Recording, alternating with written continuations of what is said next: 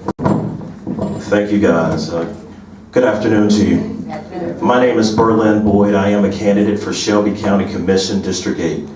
And I'm running for office because I care about Shelby County and Memphis. I am a public servant, not a politician.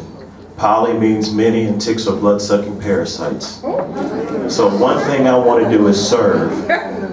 That's my goal and that's my strategy in life. I was appointed as interim city councilman and I was responsible for renaming Linden Avenue after Dr. M.L. King, Jr. I created tax-based development within certain parts of my district. If you look at candidates that run, we always talk about raising taxes. But the key to success in any government, we have to figure out ways of tax-based creation, tax-based retention, and tax-based development. We have to be creative in order to increase where we are because our tax base is eroding. So we can't continue doing the same thing over and over again expecting a different result because that's the only thing of practicing insanity. So I want to be creative. I want to think outside the box and create new ways of funding. We know we are faced with a lot of people working inside Memphis and Shelby County, but live outside of the city of Memphis. We know we can't have a state income tax, but we can create a fee where we give those people a pass, a weekly or monthly pass to work within Shelby County and Memphis.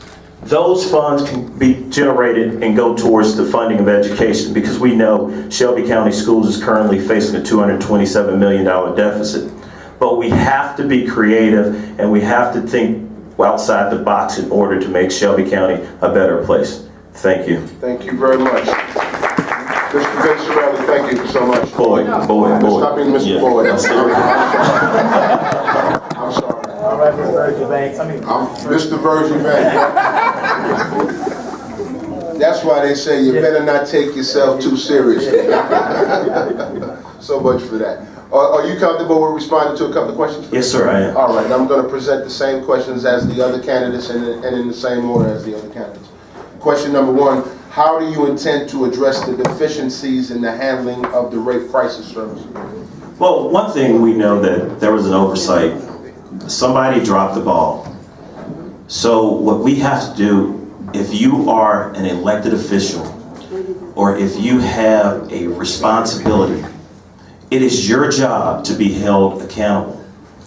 In the business that I'm in the commercial real estate industry, a lot of times when I don't carry out contracts and I don't meet deadlines, my clients are trying to get inside their respective place of business.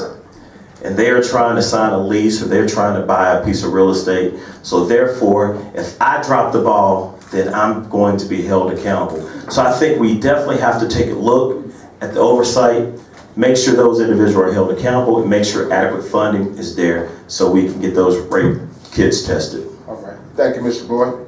Question number two. How does the proposed fairgrounds tourism development zone, how would that impact Shelby County school funding?